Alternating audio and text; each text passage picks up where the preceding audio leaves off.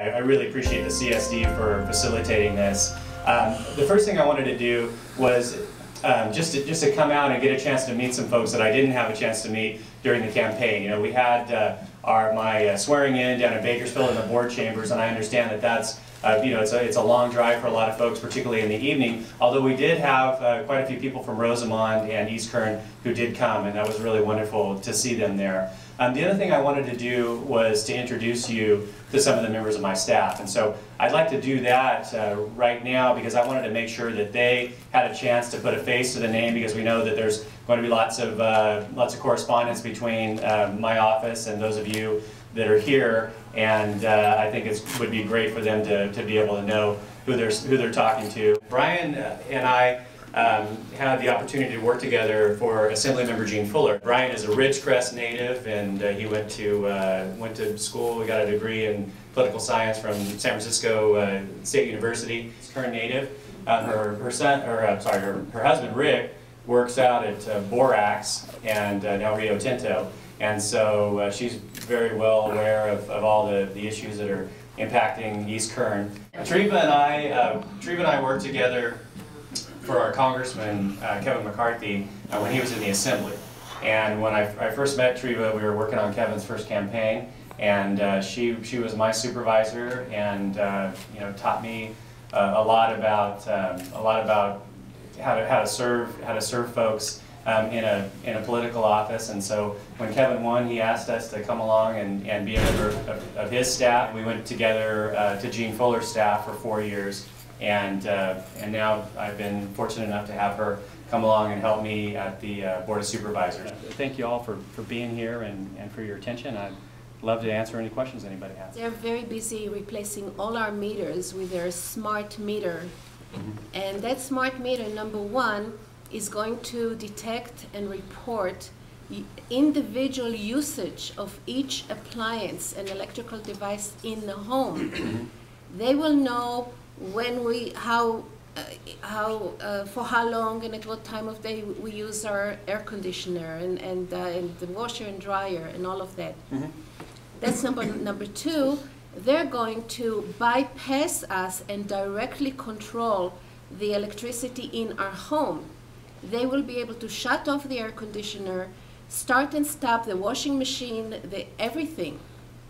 That is extremely alarming. I had no clue what's going on until I accidentally heard it from somebody. What the goal is for those smart meters when it tells you what all of your appliances are using is supposed to help you as a consumer, at least this is what they're saying, help you as a consumer to identify how much power you're using and when you're going to be getting into those higher rate tiers, or if you're on some kind of a program where you want to limit your energy use during the day, use more energy, you know, for your washing machine, etc., after 7 p.m., etc.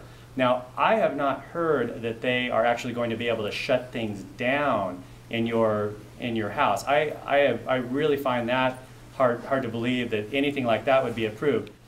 It's a huge industry for bringing more money to the area. Mm-hmm. There's a lot of restrictions being enforced. What's your position on trying to help keep the desert open?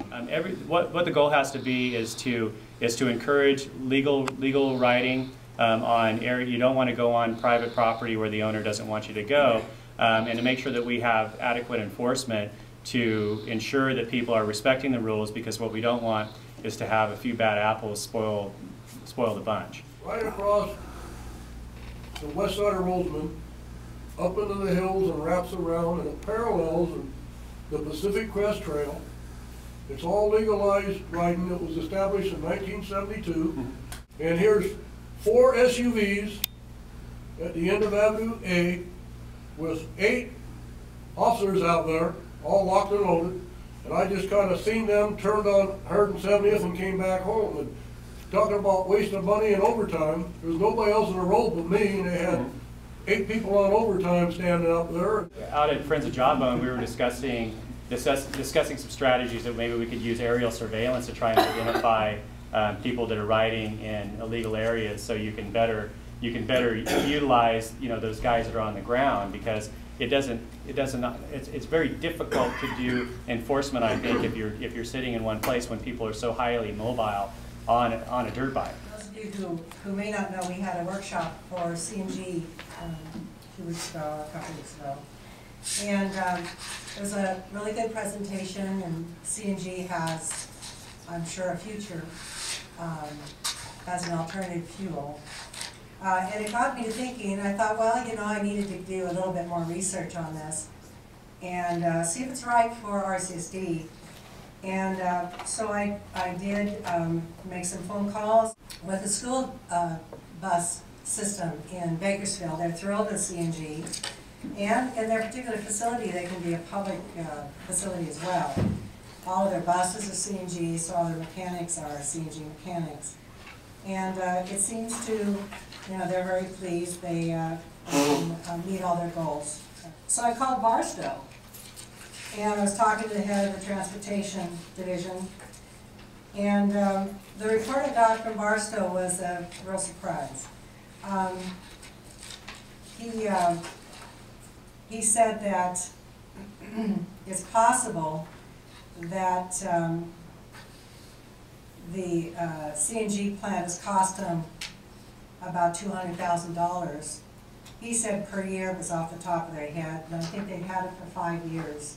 Rosamond Rotary has partnered with Rosamond High School, and Kathy Mosher, vice principal of the high school, has agreed to be our point of contact for an essay contest, which is featuring the Rotary four-way test. All right. It'll be open to all 10th and 11th graders in the Southern Kern Unified School District. Okay. And the theme is basically how the Rosamond four-way test, or I'm sorry, the Rotary four-way test can improve the life of the student and improve the community of the student. And we have a lot of student writers on campus, and so I think having the ability to write for not a grade and an opportunity to win some money is really good.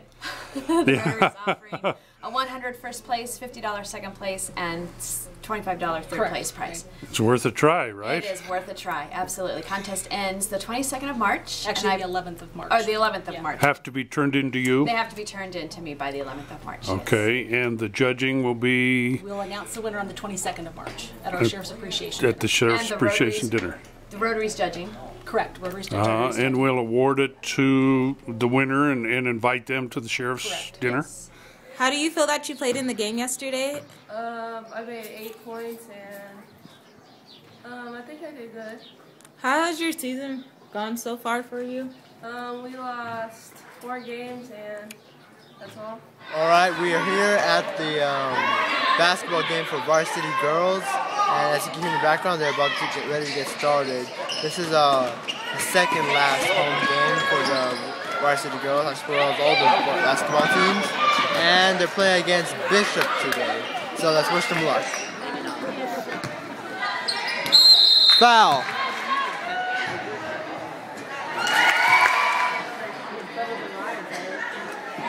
We are here at the boys varsity game this time, and it's Thursday, February 10th, and we are going against Cal City. That's our last game of the season. If we win it, we are going to CIS. Rosamond defense once again. Good defense. Tubman. Bad offense. Good defense. Bad offense. Good. We're here today at the Cal City soccer field. It's Thursday, January 10th, 2011. They're playing the Cal City Ravens, so wish them luck.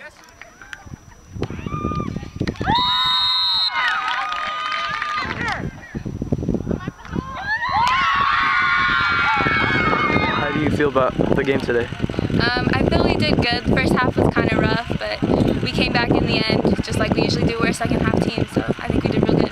How do you feel your team played, like overall? This entire season, I think we did good. We did way better than last year. We can improve even more next year. What's happening today?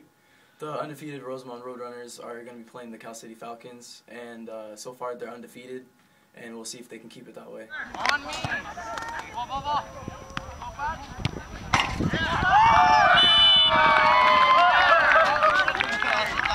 So how do you feel about the game tonight? I felt, they put up a fight, but they shouldn't have played the way they played. But hey, teams are teams, and they'll do stuff that they'll do when they're mad. But we played a good game, and I think we could do the same thing in playoffs and go all the way with it.